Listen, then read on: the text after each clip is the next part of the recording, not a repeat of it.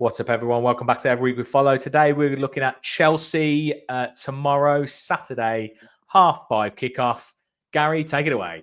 Every week we follow the boys in claret and blue. Mate, I'm just sitting here with the light shine off my head. Look at it. I look like a snooker ball. Look, you can almost see the light. Like, someone's going to come and poke me in the back of the head. Have you been buffing it? Yeah. Been buffing it? I tell you what, speaking of buffing like heads like a bowling ball, on a slot, how much is he buffing his head?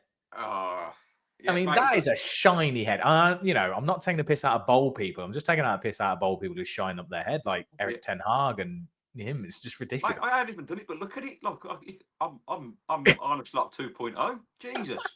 Yeah, it's just the light, mate. Don't worry, just put it on. Be the light. My head's never looked so shiny. Anyway, before we lose all our viewers, so we're going to go over two main things. One is the lineup prediction for the game, and then the second will be our actual score prediction. I was going to get a pen and paper. I was going to say we should start doing like a scoring thing of like these predictions, but maybe we'll save it for next season. We'll save it. That's a good idea, though, mate, because obviously we could have had bets on the game last time. We predicted pretty well, so I would have done really, really well. But actually, we were going to quickly talk because not long ago today, it was the Champions League draw. It was. Club Bruges, deja vu. Keep your hands to yourself, Tyrone. Yes, Tyrone. You're not in goal today, mate. Let me do it. Jazz hands. Mate, we own one, don't we? So I fancy us over two legs, particularly being at home in the second leg. Brilliant draw. I mean, obviously we knew it was Dortmund or Bruges, but I think of the entire pool of 16 teams, that's who I would want. I'd have taken Bruges over Dortmund over two legs any day of the week. Oh, God, yeah. Come on now, that's a no-brainer. But I'd have taken them over PSV, Atleti, I would have taken them over anyone, if I'm honest. Because I think, yes, obviously we struggled away from home, but I think over two legs we should be. We should. I've just been scouring through the forums online, and obviously people going, "Oh, it's the worst possible draw we could have had apart from Bruges, PSG, Liverpool, and potentially." Oh, hell, come on, man! What? Would you want an easy run to the final of the Champions League? It's not going to happen, is it? The thing is, right, forget about the quarterfinals and the semis, right? We've got to take this one game at a time. Yeah. It's simple as. And I truly believe that on our day, if we turn up, we can beat anyone. Like we can. Yeah. Maybe not Madrid, but that's probably it for me. Well, mate, but saying that, like, Madrid have just got the experience because Madrid aren't. Yeah, they're just unbelievable. They're an unbelievable team in terms of experience, and you're going to struggle for that. But if I could think back to the final last year, I know they didn't have Mbappe, but they more or less had that squad. Mate, in that first half of that Champions League final, Borussia Dortmund should have been 3-0 up. Right? Yeah, they didn't take the chances. And it's a different game. The thing for me, like a final's different. If we were going into a final, I'd be like, yeah, we can beat anyone. Yeah, two legs. Two legs, mate. That's the leveler, right? So and that's why I'm like Bruges. I'm obviously it's Villa here, and we don't know which Villa turns up, but I'm confident we can beat them.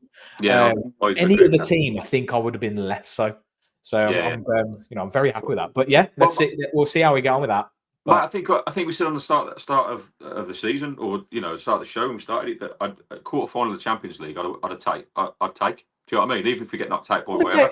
I took the last 16. I was perfectly happy with that. Quarterfinals would be. Mate, I'm telling you, if we get PSG right in the quarterfinals, I'm going to Paris. Even if I can't get a ticket, I'm going to go sit outside the stadium, mate, and listen to it. Right, we'll do the show for it. And if we get through that and got Madrid right in the semi-final, I'm definitely going to Spain, and I'm going to sit outside the Bernabeu. Right.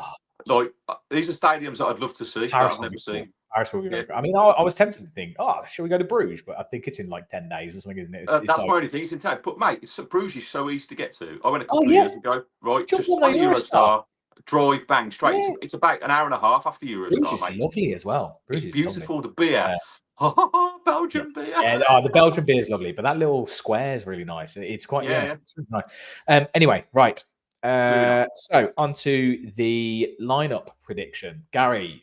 I mean, I'm guessing in here where it's pretty obvious that we're going to go with Emi Martinez, right? Oh, you don't want Patsy Olsen giving him a run out, or he's the world's Swedish number one. No, yeah, it's definitely good. I tell you what, I'm actually going to pre-fill this. So this isn't our lineup, but this is what's pre-filled here. And to be honest, it's actually probably not far off what can we just assume, just going back to that, unless Emi Martinez dies, right? no one else is going in that slot. So that's just like cement that one in. Sure, not Olsen or is it Gauchi? Is Gauchi's gone. Gauchi He's gone back to Australia or wherever, or some other club. Oh, was he? Yeah, he's on loan somewhere. Yeah, I'm sure he has. I'm sure he went out on loan. So now we've just got the under-21 goalkeeper who nobody knows. Oh yeah, Barnsley. It's gone to Barnsley. Barnsley, that was it. Yeah. Yeah. Okay, fine. Yeah. So Martinez obviously in goal. Luke, who's at left back? I think it's going to be Dina again. I do. Yeah. I think what we should do is basically look at this and go, is he changing this? This is the team that played against Liverpool. Liverpool, yeah. I think he will. I think there will be a couple of changes. You've got to take Disasi out, haven't you? Because he can't play because he's. Of course, yes, of course he can't. So, okay, Jesus. So this is my big question about doing this match. That who the hell plays there and what do you do? Bogard, right? It has to be Bogard in my opinion. There's no one else. But he's done stranger things, mate. No. There's no one else. His cons are definitely not back. There'll be a press conference at 1:30 today. So there'll be an update. I'm 90% sure Conser isn't back because otherwise he would have mentioned that he wasn't far off in the press conference for Liverpool. Well, he said he was back training. I'm sure he said that. Him, Cash, and then Cash came on. Like obviously with I personally, although this game's massive. This game is massive. I was gonna say I would personally make 100,000,000% sure that he is fit, because as in I would argue start Bogard, and Conser can come on for 10 minutes if it's okay at the end, but we can't afford him to No, we need him. The running we've got, we need him back, don't we? So no, I agree. Yeah. I don't think you'd want to rush him back. So I think it will be Bogard, which makes sense. And I think I actually reckon Cash comes in. By the way, I think you might be right. I think it's probably going to be harsh on Garcia, but I don't think it's harsh. I think it's a case of he's looking to manage the minutes. I think he probably will use Garcia in the Champions League as our starting right back. Oh no, he's not in it, is he? He's not in the squad. No. Oh, no. Bloody hell. Oh, that's terrible, That's actually really bad because Garcia's looks so good. Oh. Yeah. And this is the risk, isn't it? You don't know how these This, by the way, is just a prime example of how fucking moronic we are, and we have absolutely no idea what we're doing.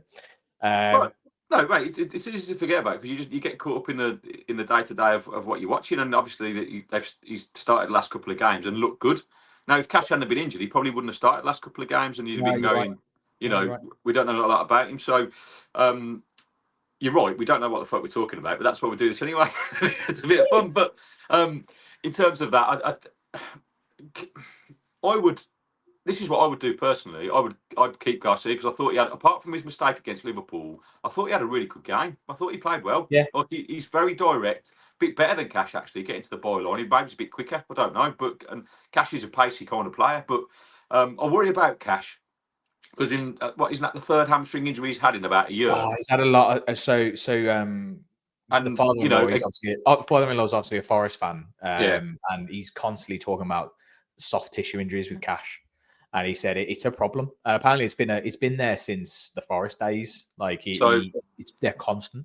So my worry is in terms of how big this game is for me on Saturday. Because he's just coming back from injury. Do you put him straight in? Again, same with the cons. Even if he was fit, do you put him straight back in? You want to probably give him a little bit. Actually, you probably are right. We go with not Eric Garcia. We go with Andres Garcia.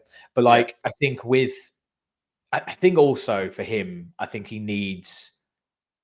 Although it all depends on how it goes, he needs to make amends for what happened against Liverpool. I think he needs, because I think if he drops him, then it's a massive confidence dropper for he's a young guy.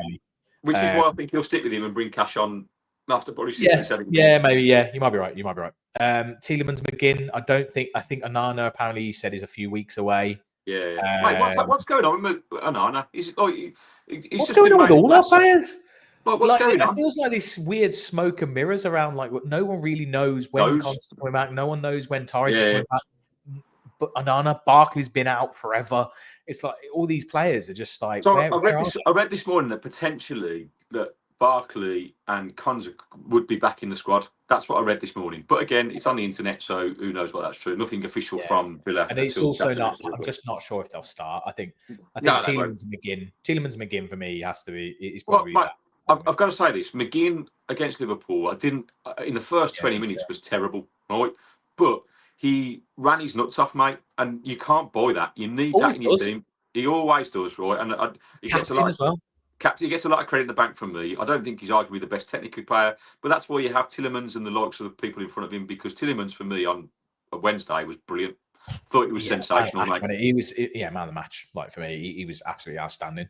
But I think there's a headline that I saw, but I never actually read the article. I need to read it, and it was something about like McGinn was having an interview, and he was saying how he was talking about his relationship with Emery, and he said the quote was something like, "He told me he hates me."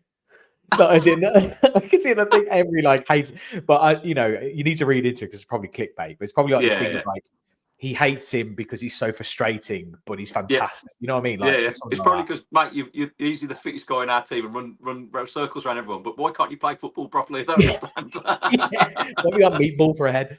But anyway, so Tielemans, McGinn, I think they're got to be solid. Now, the big question mark, these three here are the big question marks for me. Rodgers needs a rest. Whether he thinks that we have to play him in this game and that he's then going to get a week. It is a week, right? No, it's next Friday. But yeah, next Friday, so almost a week. Yeah. Does he play? Like, I'm just terrified that Rodgers is going to get injured. Yeah, I've got a feeling he'll play in this game, but I think he could rest him for the FA Cup game. That makes total sense. Yeah, I think Emery's way of thinking for Rodgers is that even though he has looked tired for probably 3 or 4 games, he still has those moments where he has a burst of energy and he looks the most likely. I'm not worried about him putting in a crappy performance. I'm worried about him getting crocked. Injured, yeah. But the thing is, mate, when you're tired, if you look at that chance on Wednesday at the end against Liverpool where he scored, I mean, tired players smash that in the top. Well, tired players don't smash that into Rose Head of the hole. He goes in the top corner. Do you know what I mean? And I just think he's played every minute. He does need a rest because otherwise he's going to run the risk of getting injured. He is. And actually, he's a key player for us. And I think in the games coming up, we need him. So with Tielemans and McGinn as your holding mids, I think Rodgers needs to be there, because if you've got like Onana, who's that kind of physical presence who can drift forward a little bit more, and he's kind of a stature of Rodgers, or you've got like Barkley who's holding, so then Tielemans can go further forward and push on. I think with Tielemans and McGinn holding, I think you have to have Rodgers there as like your kind of like forward. I mean, we said it last week on the Liverpool one also.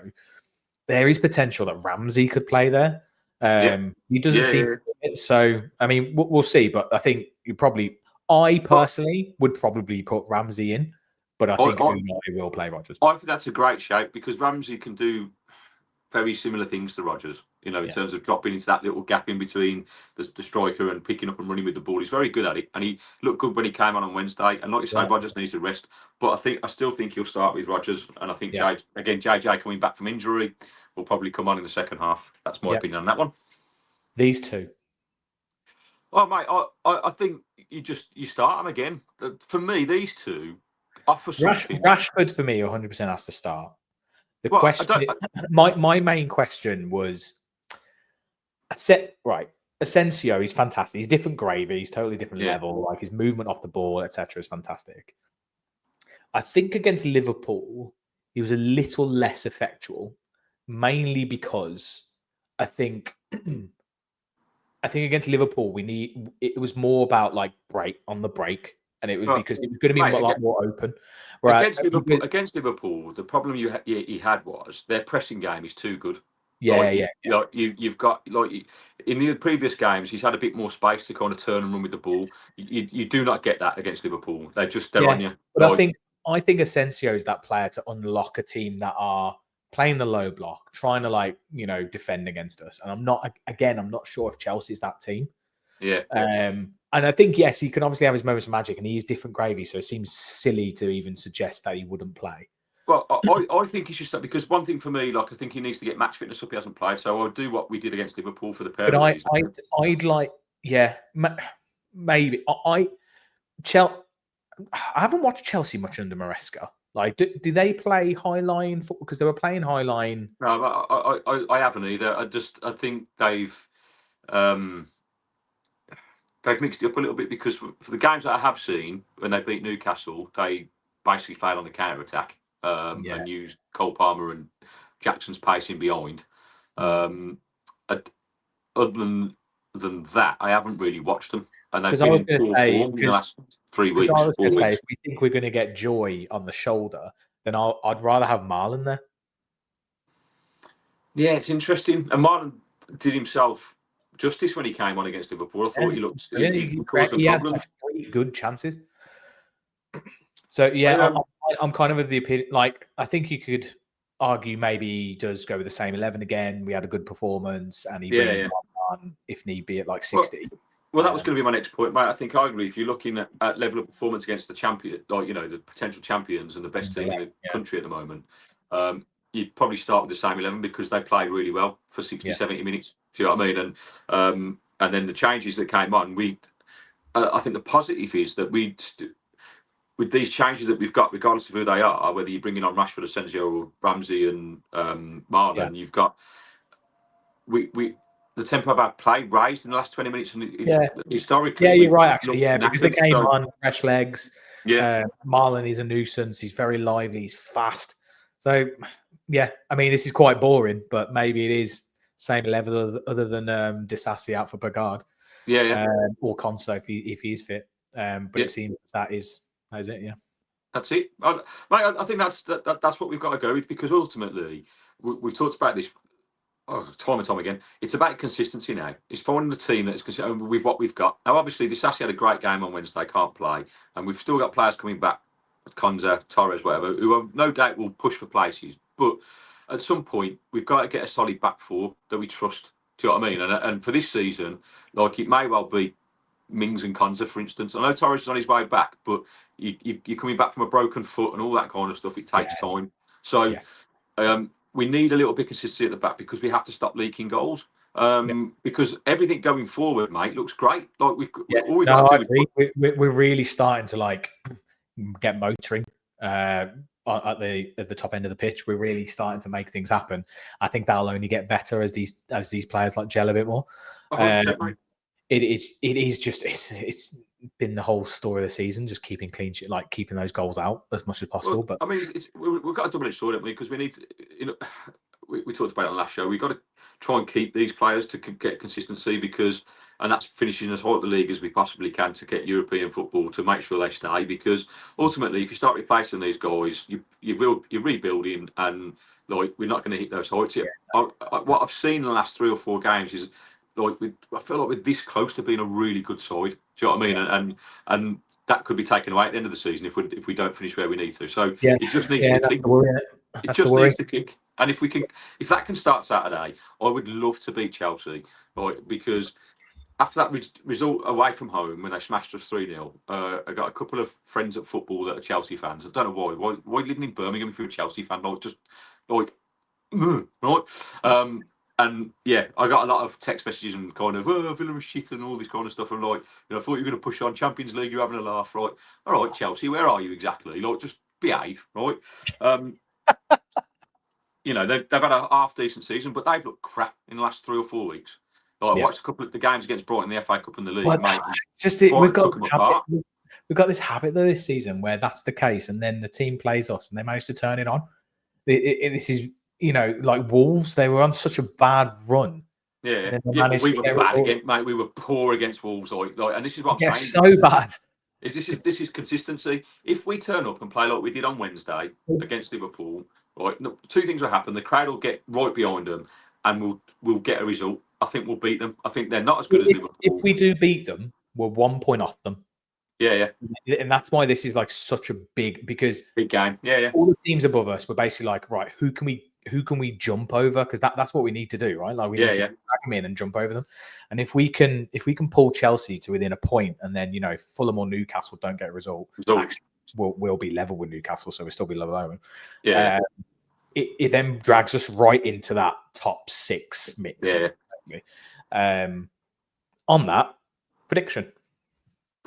Okay. I mean, I'm going to be brave here because, I think we'll concede. Because oh God, yeah. Right. Mate, don't bother putting a 0 next to. Yeah. But I'm going to go Villa win 3-1. 3-1. Wow. Okay. Yeah. Mate, it's going to click, and we're going to score 3 great goals. None of them are going to be from a set piece. Austin McPhee, sit down, shut up. Right, we're going to score 3 well-created goals, and we're all going to. I'm going to come back on Saturday, absolutely buzzing. That's what's going to happen. Right, I'm going for a 2-1. I'm going for 2-1. I just feel like coming off that Liverpool game, I'm feeling confident. I'm feeling like Rashford and Asensio really are making a difference, and yeah, I just have a feeling. I just have a good feeling about that. Goal scorers.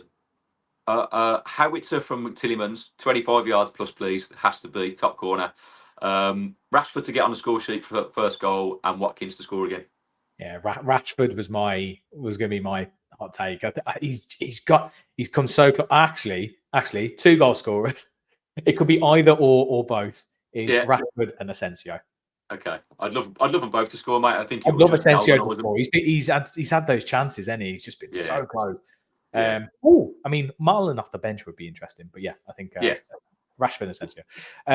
Awesome. Well, I think that's it. That'll do us for today. We will be back with a match post-match on Monday. So that'll come out on Monday, and then there's obviously preview of the Cardiff game, which we'll probably try and put out like next Wednesday or Thursday as well. Yeah. Brilliant. Well, cheers everyone. Take care. Have a good one, Gary. Every week we follow the boys in Claret and Blue. Up there, come on. Come on, lads. Catch you a bit.